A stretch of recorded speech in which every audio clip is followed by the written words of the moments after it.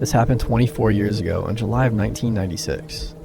I had finished my term of service for the Army. I was stationed at Fort Hood, Texas, and decided at midnight I would out-process and travel back to Wisconsin. All day I was so anxious to go that I had trouble sleeping. Finally, at 11:45 p.m., I got out of bed and went to sign out with the desk sergeant. Of course, knowing people wanted to sign out at midnight, he decided to do his rounds. You can't leave until you get your final sign-off with the sergeant and turn in your room key. So I waited and waited. And finally, at 2:45 a.m., he returned. I turned in the key, got the sign-off, and at 3:30 a.m., I was on my way. At first, I was so full of adrenaline that I felt I could drive for days. Unfortunately, that adrenaline didn't last long, and by the time I was getting through Dallas, I was nodding off. I decided just past Denton that I would pull over at the next rest stop and take a quick nap until the sun came up. I could barely keep my eyes open when I came to a stop. I pulled over and got out of my car to get some air, throw something away, and get a look at my surroundings. There were only about 3 other cars and 2 semi-trucks there. It was a picnic stop, not a rest stop, so no restrooms. I threw my trash away and glanced at a poster of a few missing persons, but I really didn't pay any attention to it. I went back to my car, which was a basic Geo Metro. No radio, no power windows, no power locks. I cracked the windows and turned on the boombox I had for some tunes and laid down to get some sleep. I was only asleep maybe 5 or 10 minutes when I felt my car shake just slightly. I cracked an eye open and looked and didn't see anything, so I blew it off and went back to sleep. I then heard what sounded like my door handle being pulled and scratching on the door key. I sat up quickly, but I didn't see anyone there. I looked at all the windows and didn't see anyone. So again, I shrugged it off as me being tired and laid back down and turned up the radio. Being a Texas night in July, it was hot, but I was so tired I just laid back down. A few more minutes later, I heard the door handle again, and the car really shook. I sat up quickly and saw a man standing at the passenger side looking in. Even though it was hot and humid, he was wearing a red sweatshirt with the hood up, and I couldn't see his face. Being young and dumb, and just out of the military. I yelled at him, "What the hell do you want?" He just stared at me, so like an idiot, I got out of the car. Mind you, I'm only 5'6", but I was pissed. He just walked off towards the picnic tables like nothing had happened. All the while I'm yelling at him that if he came back, I'll take him out.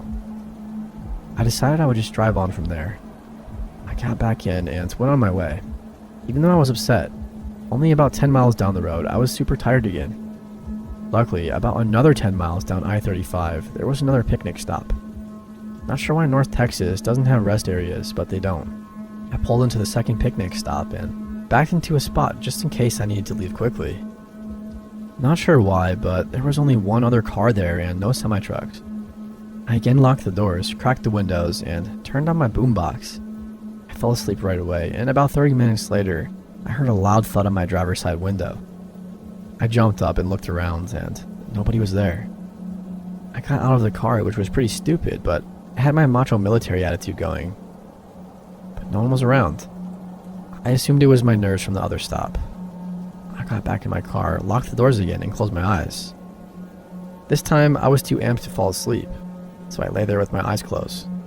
I felt that someone was looking at me, and I opened my eyes and saw the guy standing there again with the red sweatshirt. I couldn't see his eyes, but I could see he was smiling at me. I popped up quick and tried to quickly open the door and bump him. Being a cheap Geo, since the doors were locked, it didn't open. He walked backwards, still staring at me. By the time I got out, he was about 30 feet away facing me. It was fairly dark, but as I looked him over, he looked really skinny, but was about 6'2" or maybe 6'3". I still felt like I could take him with my military experience. LOL. He was wearing the red hooded sweatshirt, blue jeans, and green tennis shoes. For some reason, I thought the shoes looked odd. I could see something shine every now and then as he stood there staring at me.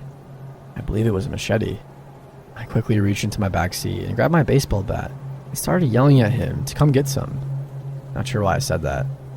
He started walking towards me and I took a few steps towards him, not really thinking. As I got about 5 feet from my car, he was now about 15 feet from me. A yellow van pulled up real quick and parked just off to the side of my car. I finally realized what was happening, and I saw 2 guys also wearing hooded sweatshirts in the van. Before they could get out, I ran back to my car. I had left the keys in the ignition. Since I backed in, I was able to cut it hard right and peel my car out of there. I was so lucky being in a manual car. I didn't stall the car because the other two guys were out of the van and the first guy was just about at my car. I jumped back on the interstate and didn't stop until I was about 20 miles into Oklahoma. I stopped for gas and used the restroom. In the restroom, I noticed that the same flyer I barely glanced at the first picnic stop. It was basically a flyer with several missing persons on it and a warning to people not to stop for long periods of time at the rest areas.